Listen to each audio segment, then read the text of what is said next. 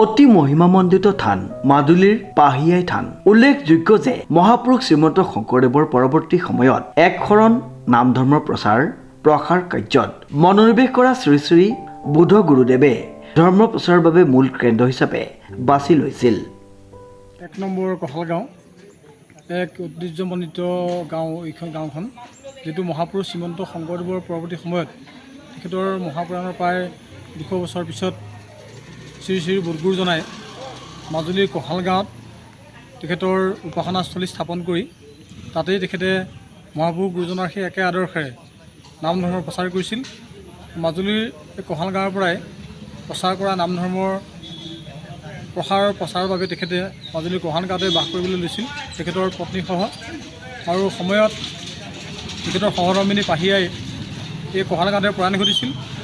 তেখেতৰ প্ৰয়াণৰ পাছত তেখেতক এই কঁঠালগাঁৱৰে বৰ্তমানৰ জ্যোতি সমাজ কল্যাণ সংঘৰ সন্মুখভাগত তেখেতক সমাধিস্থ কৰা হৈছিল আৰু সমাধিস্থানত এজোপি বৰগছ ৰোপণ কৰা হৈছিলে।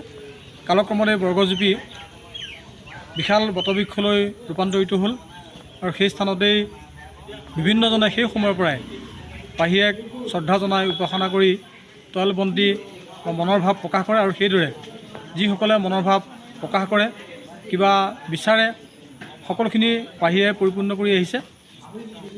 এই বৰগছজোপাৰ বা সেই স্থানৰ মহিমা মাজুলীয়ে নহয়, অসমৰ ভিন্ন প্ৰান্ততো বহুজনৰ বিদিত। কঁঠালগাঁৱৰ বুধগুৰু ধৰ্মৰ কেৱল ভক্ত বৈষ্ণৱসকলে নহয়, গাঁওখনৰ প্ৰত্যেকেই এই পাহিয়াই থানক যথেষ্ট শ্ৰদ্ধা জনায়, সন্মান কৰে আৰু তাত তেল বন্তি আগবঢ়ায়। শুনি অহাৰ পৰা আমি এনেদৰে শুনিছোঁ পূৰ্বপুৰুষসকলৰ মুখত, দেউতাসকলৰ মুখত, যে এই স্থানৰ ওপৰেদিও এটা সময়ত চৰাই পাৰ হৈ যাব নোৱাৰাকৈ মহিমামণ্ডিত আছিল এই বৰগছজোপি। আৰু এই স্থানত যেনেদৰে কামনা কৰা হয় তেনেদৰে ফলপ্ৰাপ্তি হয়। আৰু বৰ্তমান সময়ত যদিও চৰাইৰ ওপৰেদি উৰি যাব নোৱাৰা পৰিৱেশ তেনেকুৱা নাই যদিও, কিন্তু তেখেতৰ ওচৰত যি ফল বাঞ্ছা কৰি বা যি কামনা কৰি বন্তি আগবঢ়াই বা মনৰ ভাৱ প্ৰকাশ কৰে, সেয়া নিশ্চিতভাৱে আজিও সেয়া প্ৰতিফলিত হৈ আছে বা সেয়া লাভ কৰি আছে। আমি তাৰ নিজেই তাৰ প্ৰমাণ পাইছোঁ। আৰু সেইকাৰণে এই পাহিয়াই থান আজিও মহিমামণ্ডিত থান হিচাপে কঁঠালগাঁৱত ভৰ্তি হৈ আছে। মাজুলীৰ 1 নং কঁঠালগাঁও, এই গাঁৱতে পত্নী পাহিয়াৰ সৈতে থাকি ধৰ্ম প্ৰচাৰ কৰিছিল।